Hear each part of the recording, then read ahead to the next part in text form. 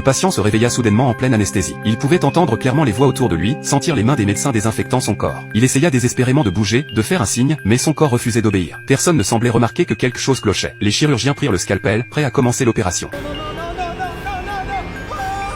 Soudain, Clay se redressa brutalement sur la table d'opération et arracha le tube à oxygène de sa bouche. Il descendit de la table et se retourna, pour découvrir avec horreur que son corps était toujours allongé là, inerte. Une douleur insoutenable l'avait projeté hors de son propre corps. L'intensité de la souffrance dépassait tout ce qu'un être humain pouvait endurer. Il était en train de mourir. Son âme flottait désormais à côté de la table, impuissante, priant pour que l'opération se déroule sans encombre. Mais ce qu'il entendit ensuite le plongea dans une terreur abyssale. Clay subissait une greffe de cœur, et pourtant, les médecins prévoyaient d'injecter un poison dans le cœur qui allait lui être transplanté. Leur but, provoquer un rejet et le faire mourir sur la table d'opération. Comment était-ce possible? Pourquoi voulait-il sa mort? Et surtout, pourquoi le chirurgien principal n'était autre que son ami le plus proche, Jack? Affolé, Clay quitta la salle d'opération sous sa forme spectrale. Dans le couloir, il vit sa femme, Anna, qui attendait. Il se précipita vers elle, cherchant désespérément de l'aide. Mais lorsqu'il s'approcha, il s'arrêta net. Anna n'avait pas l'air inquiet, pas le moindre signe d'angoisse, pas la moindre tristesse. Au contraire, elle paraissait presque excitée, comme si elle savait déjà que son mari allait mourir. Un frisson glacial traversa Clay. Tout cela était un complot. Il fila aussitôt vers le bureau de Jack à la recherche d'indices. Et ce qu'il y trouva lui glaça le sang. Sur une photo, il reconnut les médecins qui étaient en train de l'opérer, et parmi eux, il y avait Anna. Au même moment, Anna entra dans la salle d'opération et lança froidement à Jack. Dépêche-toi, injecte le poison. La vérité éclata comme un coup de tonnerre. Anna et Jack avaient toujours été amants. Des années plus tôt, Jack avait causé un grave accident médical qui avait ruiné toute son équipe. Criblé de dettes, il avait vu une opportunité en or lorsqu'il avait appris que Clay, un riche homme d'affaires, avait besoin d'une greffe de cœur. Jack avait alors envoyé Anna se rapprocher de lui. Et peu après, elle l'avait épousé. De son côté, Jack s'était fait passer pour un ami fidèle, devenant le chirurgien en qui Clay avait le plus confiance. Piégé, Clay s'était laissé entraîner dans ce piège implacable. Dès l'instant où il était entré dans la salle d'opération, son destin était scellé. Il n'avait pratiquement aucune chance de s'en sortir vivant. Et une fois mort, Anna pourrait hériter de toute sa fortune, sans que personne ne soupçonne quoi que ce soit. Anna jeta un regard appuyé à Jack et insista. Vas-y, fais-le. Jack hésita, tout en lui criait d'arrêter. Mais face à la pression d'Anna et à la promesse d'une richesse inestimable, il finit par céder. Il attrapa la seringue tendue par Anna, et injecta le poison dans le cœur destiné à la transplantation. L'âme de Clay s'effondra à l'extérieur de la salle, impuissante. Il repensa aux avertissements de sa mère, qui lui avait toujours conseillé de ne se faire opérer que par des experts renommés. Mais lui, il avait fait confiance à son frère, Jack. Un profond regret l'envahit. L'opération continua. Personne ne remarqua la larme solitaire qui glissa sur le visage de Clay. Une larme de douleur, de colère, de désespoir. Puis, son cœur fut extrait de son corps. Son âme hurla de douleur. Il vit le cœur empoisonné être inséré à sa place. Il vit ce Zan qui il avait le plus confiance le trahir. Et il ne pouvait rien faire. La seconde d'après, l'alarme des moniteurs cardiaques retentit. Son cœur s'était arrêté. Tout était fini. Il n'avait plus d'autre choix que d'accepter sa fin. Au moment où son âme s'apprêtait à se dissiper, il ne voulait qu'une chose, rentrer chez lui, là où il avait toujours trouvé du réconfort. Il s'allongea sur son lit, retrouvant une dernière fois cette sensation de chaleur familière. Pendant ce temps, l'hôpital annonça officiellement son décès. Et dans son monde spirituel, la lumière s'éteignit. Mais alors que l'obscurité l'engloutissait, une lueur vacillante apparut soudain. C'était une allumette.